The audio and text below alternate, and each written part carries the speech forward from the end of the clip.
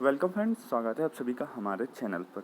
दोस्तों, जैसा कि आपको पता है पब्लिक वर्क्स डिपार्टमेंट और अन्य डिपार्टमेंट में जो डॉक्यूमेंट वेरिफिकेशन की जो प्रोसेस है वो चलने लगी है। ठीक है, इसी क्रम में मैं बता देता हूं कि पब्लिक वर्क्स डिपार्टमेंट में विद्युत एवं यांत्रिकी के लिए जो डॉक्यूमेंट वेरिफिकेशन का फॉर्म आया हुआ है जिसमें आपको बायोडाटा फिल करना है, उसके बारे में आपको बता देता हूँ। बहुत से लोगों की यही सवाल था कि इसको किस प्रकार से फिलअप करना है। तो इसमें कोई बिग डील नहीं है, आप आराम से इसको फिलअप कर सकते हैं। यदि गलतियां भी होती हैं तो आप उसको सुधार सकते हैं। ठीक है, बिल्कुल घबराना नहीं है। पहला काम आपका यही होना चाहिए कि आपके जो डॉक्यूमेंट्स हैं उनको आप रेडी कर लीजिए। ठीक है, जितने भी डॉक्यूमेंट जितने सेट में मांगे गए हैं उनको सबसे गजेटेड ऑफिसर से साइन करवा लीजिए। ठीक है, ये बहुत ज़रूरी है ताकि आपको कोई भी दिक्कत ना हो। हालांकि वहाँ पर जो है स्वप्रमाणित भी चल जाते हैं, लेकिन जब आपके पास अवेलेबल है कोई ऑफिसर तो आप उसी से करवाइए।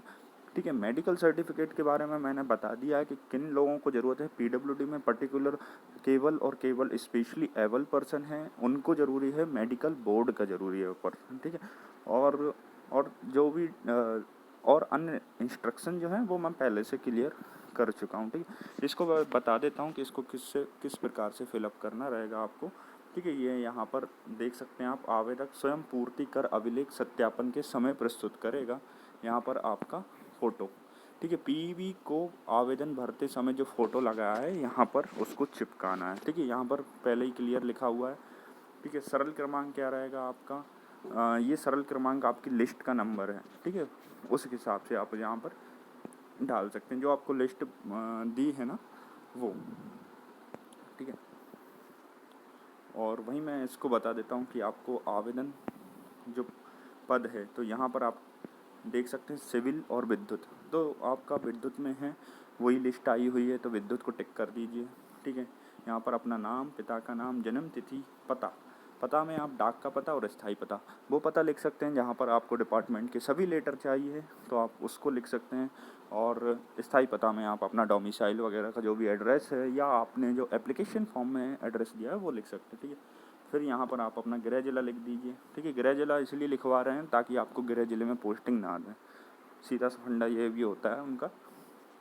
ठीक है, मोबाइल नंबर, आधार नंबर और पैन नंबर। यदि पैन नंबर नहीं है तो कोई बात नहीं। ठीक है, फिर भी उसको बनवाने का प्रयास करिए क्योंकि अभी आपका इनकम वगैरह से जो है जनरेट होगी, फिर ITR आप फाइल करेंगे तो इसके लिए आप अप्लाई कर दीजिए। ठीक है, जिन लोगों के पास भी नहीं है ये तो वो करवा लीजिए। वहीं आपको शैक्षणिक योग्यता 10वीं 12वीं डिप्लोमा, अगर 12वीं जिनके पास नहीं है तो वो डायरेक्ट डिप्लोमा।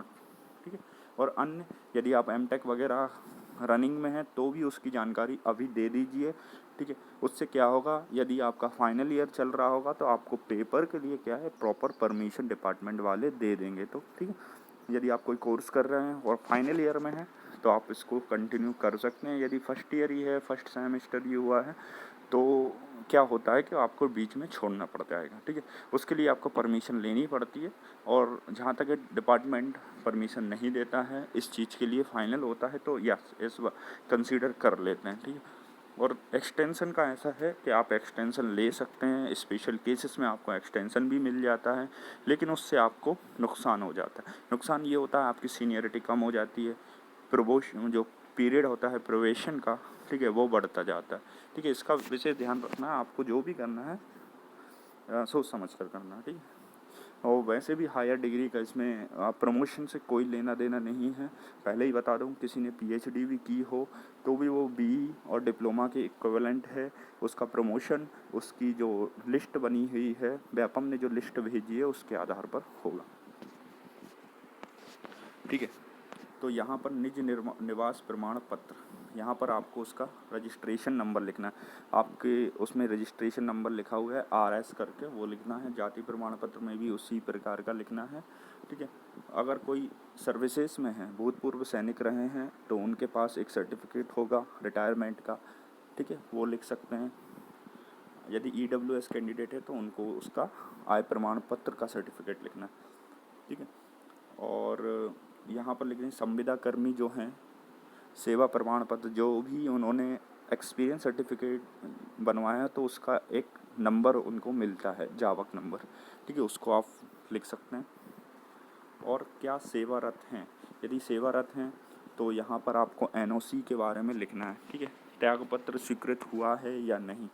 ठीक है, तो यहाँ पर आप अगर जिनका हुआ है या नहीं हुआ है तो आप यहाँ नहीं भी लिख सकते हैं। यदि नहीं हुआ है तो नहीं लिख के आप कोष्टक में लिख सकते हैं कि आवेदन प्रस्तुत किया गया है। ठीक है, और ये स्वीकृत होने की दशा में, ऐसा कर सकते हैं। और वहाँ पर अगर किसी के पास एनओसी नहीं है तो बिल्कुल घबराने की ज़रूरत नहीं है। जिन आपने एनओसी के लिए जो एप्लीकेशन दिया है आपके कंसर्न डिपार्टमेंट में, उसकी रिसिप्ट आपको लगा देनी है और एक एप्लीकेशन लिखना है जिसमें आप अंडरटेकिंग करेंगे कि मैं ज्वाइनिंग करते समय जो है त्यागपत्र प्रस्तुत कर दूंगा। यदि ऐसा नहीं कर पाता हूँ तो मुझे सेवा से निकाला जा सकता है। तो ये अंडरटेकिंग मैंने भी उस टाइम दी थी क्योंकि मेरे पास भी उस टाइम एनओसी नहीं थी। तो ये एक सेम प्रोसेस आप अपना सकते हैं। ठीक है, क्योंकि जनरली क्या होता है जो एनओसी वगैरह उसमें काफ़ी टाइम लगता है और आपको पर्सनल लेवल पर काफ़ी प्रयास करने पड़ते हैं, तभी आपकी एनओसी जो है स्वीकृत होती है। अब क्या है नेक्स्ट, आवेदन विवाहित है अविवाहित है, यदि है तो उसकी डिटेल रखना है। ठीक है, यहाँ पर वाइफ का नाम, उसकी जन्म तिथि, जीवित बच्चों की संख्या। अब वाइफ की जन्म तिथि लिखवाना इसलिए ज़रूरी है क्योंकि चाइल्ड मैरिज किसी ने की हो तो उसको देख सकते हैं। ठीक है, अगर किसी ने की है तो फिर तो निकाला जा सकता है ना।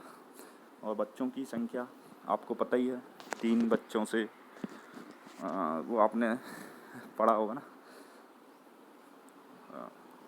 ठीक है, और यहाँ पर है पीवी भोपाल में ऑनलाइन जमा किए गए आवेदन की प्रति, जो एप्लीकेशन फॉर्म आपने सबमिट किया था उसका एप्लीकेशन नंबर यहाँ पर लिख दीजिए और लगा भी दीजिए। ठीक है, यहाँ पर क्या रहेगा, सरल क्रमांक 7 एवं 8 तक की 2-2 प्रतियाँ सेल्फ जो है अटेस्टेड करना है। ठीक है, यहाँ पर आपके नाम, पूरा पता और डेट।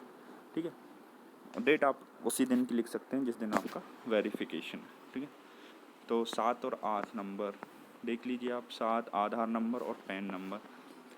ठीक है, तो ये आप देख लीजिए, 2-2 प्रतियाँ भी यहाँ पर मांगी गई।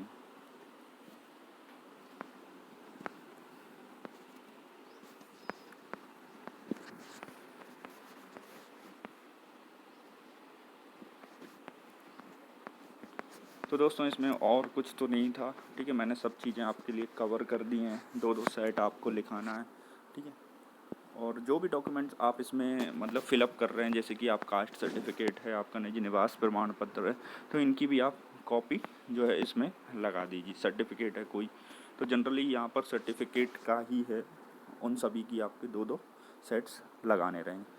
तो आई होप आपको वीडियो इन्फॉर्मेटिव लगी होगी। अगर आपको और भी डाउट है तो आप कमेंट में पूछ सकते हैं। ठीक है, और भी बियॉन्ड इससे कहीं भी किसी भी तरह के डाउट हैं रिलेटेड टू एग्ज़ाम्स तो मैं प्रयास करूंगा कि आपको सही जानकारी दे सकूं। ठीक है, यदि आपको कमेंट्स में उत्तर नहीं मिलते हैं तो आप इंस्टाग्राम पे भी कर सकते हैं, मैं वहाँ भी रिप्लाई दे देता हूँ। टेलीग्राम भी है, तो आपके बहुत सारे जरिए हैं, मैं आपको कांटेक्ट में बना रहा हूँ। धन्यवाद दोस्तों, चैनल से जुड़े रहे।